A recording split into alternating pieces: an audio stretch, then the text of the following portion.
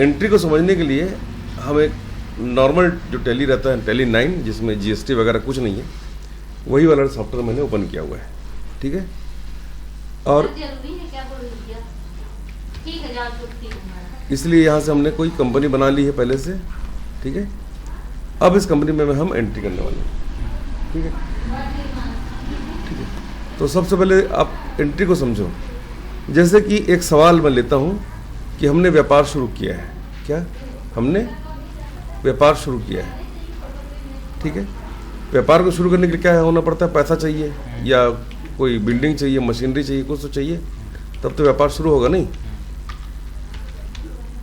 तो यहाँ पर व्यापार को शुरू करने के लिए हमने यहाँ पर कुछ पैसे व्यापार में लगाए हैं। ठीक है, गेट बंद कर दो। जैसे 5 लाख रुपए से व्यापार शुरू किया। ठीक है, अब ये सवाल है कि व्यापार शुरू किया तो पैसा कहाँ से आया? तो जो व्यापार का स्वामी वही तो लगाता है पैसा, कोई दूसरा तो लगाएगा नहीं। तो इस एंट्री को कैसे करेंगे अपन? हम सबसे पहले एक लेजर बनाएंगे। चलो एक नई कंपनी बना लेता हूँ मैं। ठीक है, प्रियांशु के लिए मैं एक नई कंपनी बना रहा हूँ, प्रियांशु साहू के नाम से। ठीक है,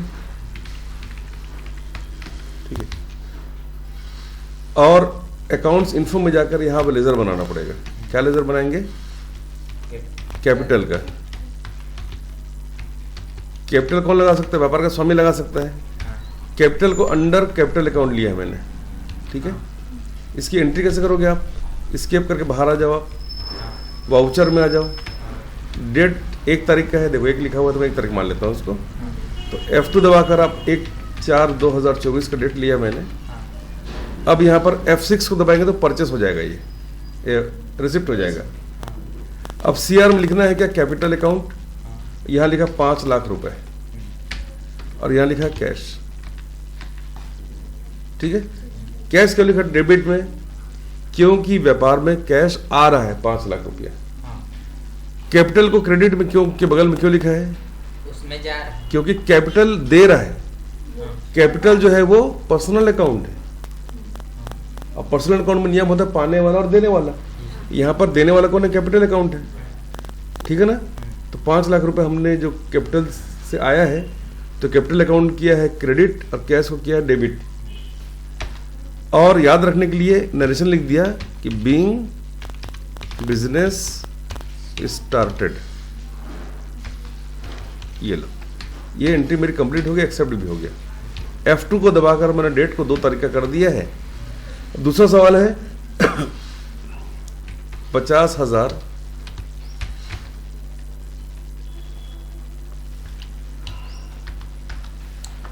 का माल नगद खरीदा। क्या बोला मैंने? 50,000 का माल नगद खरीदा। ठीक है, अब ये सामान नगद खरीदा जा रहा है। खरीदने के लिए आपको कीबोर्ड से F9 को प्रेस करना चाहिए। यहाँ पर DRCR का अगर ऑप्शन नहीं दिखाई दे रहा है तो कंट्रोल V करना चाहिए। अगर ये टेली प्राइम होता तो मैं कंट्रोल H करता। ठीक है, CR में क्या आएगा? कैश, क्योंकि कैश जा रहा है। कितना जा रहा है? 50,000 रुपये जा रहा है। तो 5 लाख रुपए जो हमारे पास अभी कैपिटल के थ्रू आया था, 50,000 रुपये इसमें से निकाल देंगे तो हो जाएगा 4.5 लाख रुपए। वो हो गया 4.5 लाख रुपए, देख रहे हैं। और ये हम कर रहे हैं परचेस। परचेस का लेजर मैं बनाना भूल गया हूँ, तो Alt और C करके मैं एक लेजर बना लेता हूँ, परचेस अकाउंट। ठीक है, अब परचेस का जो लेजर है वो किसके अंदर होता है? परचेस अकाउंट के अंदर होता है। ये हो गया परचेस अकाउंट। ठीक है, ये बन गया। यहाँ पर नरेशन लिख दो, बीइंग गुड्स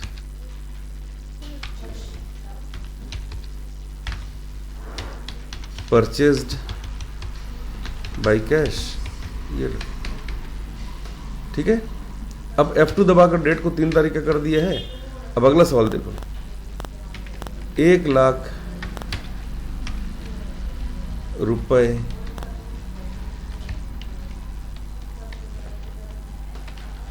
का माल राघव से खरीदा। अब राघव से खरीदा मतलब राघव से उधार खरीदा, नहीं भी लिख रहेगा तो समझ जाना आप।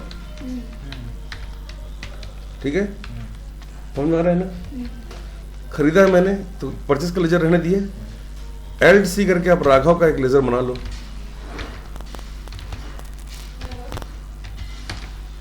और क्योंकि मैं खरीद रहा हूं राघव से, तो राघव होगा सन्ड्री क्रेडिटर। ठीक है, कहाँ रहता है ये? रायपुर में रहता है राघव भैया, दुकान है इसकी। ठीक है, और ये उसका पिन कोड, ये लो, हो गया। कितने का है? 1 लाख रुपए का। खरीदे हो आप तो परचेस अकाउंट डेबिट होगा। ठीक है, यहां पर लिख दो नरेशन में, being purchase from Raghav on credit, उधार में खरीदा है। हो गया। अब देखो 2 लाख रुपए बैंक में जमा किए गए। ठीक है, बैंक में 2 लाख रुपए जमा करना है। ऐसे सवाल जब रहेंगे कि बैंक से निकाले गए, बैंक में जमा किए गए, इसका मतलब वो कॉन्ट्रा का सवाल है। तो F2 दबाकर डेट को चेंज करना और F4 दबाकर कॉन्ट्रा का लेजर लेना। F4 दबाया है कॉन्ट्रा के लिए। अब यहां पर क्या होगा? CR में देने वाले का नाम, दे कौन रहा है या जा क्या रहा है? कैश जा रहा है। कितना जा रहा है? 2 लाख रुपए जा रहा है। और कौन पा रहा है? बैंक पा रहा है। तो बैंक मैंने लेजर बनाया नहीं, LC करके बैंक का एक लेजर बना लो आप। Bank account under bank account. ठीक है, अब क्योंकि बैंक अकाउंट है तो बैंक अकाउंट का कोई नंबर होगा, IFSC कोड होगा। ठीक है ना, इस तरीके से स्टेट पिन कोड, ये बन गया, ये चला गया पैसा बैंक में।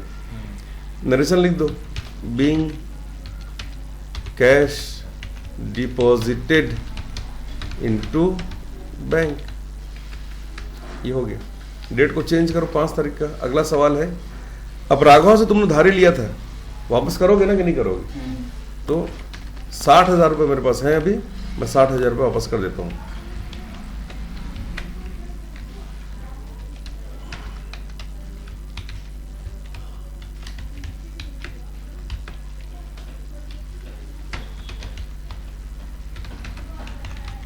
ठीक है, बैंक से भुगतान किया, मतलब ये समझो कि उसके अकाउंट मैंने डाल दिया किसी माध्यम से।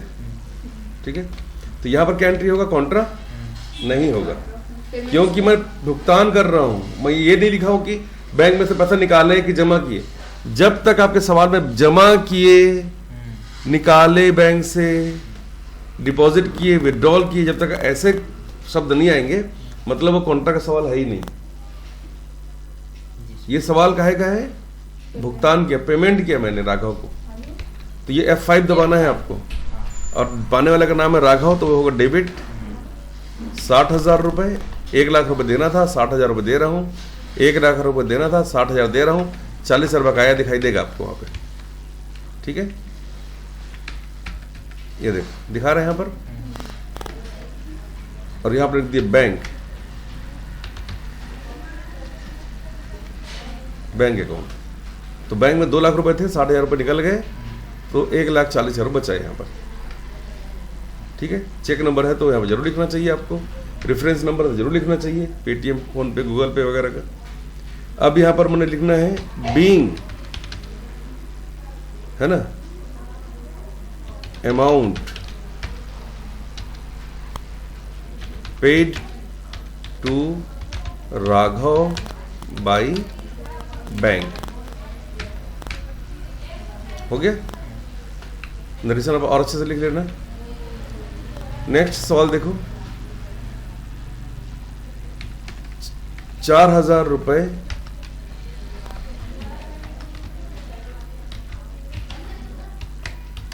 बैंक से निकाले गए। ये रिसिप्ट का सवाल है ना? नहीं, बैंक से जब पैसा जमा करे जाएंगे और निकाले जाएंगे, मतलब ये कॉन्ट्रा का सवाल है। ये F4 से बनेगा। डेट को चेंज कर लिया है आपने, F4 को दबाना। अब देने वाले का नाम क्या है? बैंक। कितना आ रहा है? 4,000 रुपये। 1,40,000 पहले से है, 4,000 आप निकाल लोगे बैंक से तो 1,36,000 रुपये बचा हुआ दिख रहा है यहाँ पर। और यहाँ लिख दो कैश, नीचे लिखो उसका चेक नंबर या डीडी नंबर या जो ट्रांजेक्शन होगा वो, और साथ में लिखना है नरेशन। ये हो गया एंट्री कंप्लीट। ठीक है, फिर से देखो 40,000 रुपये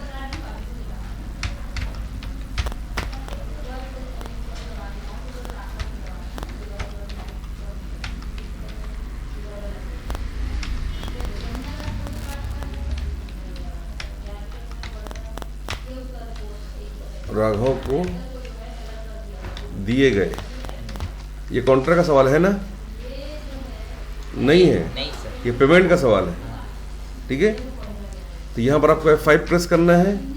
पाने वाले का नाम है राघव, 40,000 रुपये देना था, ये दिख रहे हैं यहाँ पर, और 40,000 रुपये भुगतान हम कर रहे हैं, मतलब 0 हो जाएगा वो।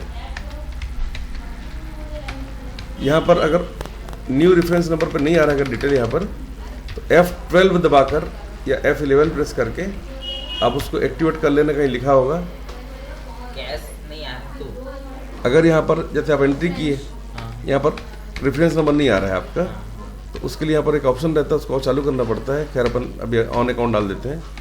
ठीक है, ये आपका हो गया बाई कैश पेमेंट। ये लो हो गया ये इस तरीके से, समझ में आया? अगला देखो, दुकान का किराया। ठीक है, के चेक नंबर द्वारा दिया गया। ठीक है, ये बैंक, ये भी पेमेंट का है क्योंकि निकाला गया ना, जमा किया गया। ये हमने दुकान का किराया दिया है सर। तो जैसे चेक नंबर लिखा है, हाँ, तो चेक नंबर को नरेशन में लिखेंगे। बिल्कुल, चेक नंबर को नरेशन में लिखोगे, या कहीं और लिखने की जगह अगर वहाँ पर है तो वहाँ पर लिखोगे। आप तो बोले थे चेक नंबर है बैंक। हाँ, चेक नंबर मतलब बैंक। अभी देखो एंट्री करने वाला हूँ मैं। अब यहाँ पर पेमेंट करना है, हाँ। तो LC करके आप बना लो, शॉप रेंट मतलब दुकान का किराया। हाँ। ये होगा इनडायरेक्ट एक्सपेंसेस में। सर इसको तो मैं फिक्स शीट में बना। नहीं, दुकान का किराया, बिजली का बिल, हाँ। रंगाई पुताई, सैलरी, सब इनडायरेक्ट एक्सपेंसेस में डालना है अगर वो दुकान का है तो। और अगर फैक्ट्री का है तो डायरेक्ट एक्सपेंसेस में डालना है, पर है वो एक्सपेंसेस ही। कितना दुकान का किराया? 5,000 रुपये।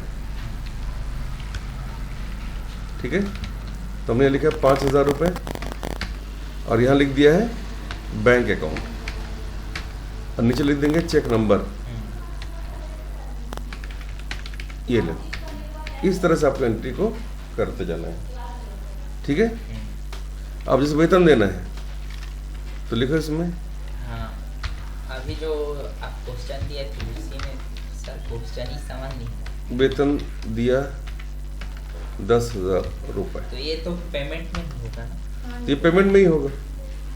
डेट को चेंज कर लो और LC करके बना लो सैलरी या स्टाफ सैलरी, कैलकुलेटर बना लो। ठीक है, 10,000 रुपये नगद में दिया है तो कैश, और बैंक से दिया है, चेक से दिया है तो वो बैंक हो जाएगा। ये हो गया। ठीक है, इस तरीके से आपको बनाना है। ठीक है, देखने के लिए क्या करोगे, कीबोर्ड से डिस्प्ले में जाना है और फिर डेबो को एंटर करना है। अभी लास्ट एंट्री को दिखाता है हमेशा, तो कीबोर्ड से Alt और F2 को एक साथ प्रेस करना। 1 तारीख से लेकर 10 तारीख की सारी एंट्री आपको यहाँ दिख जाएगी इस तरीके से। ठीक है, ठीक है जी सर।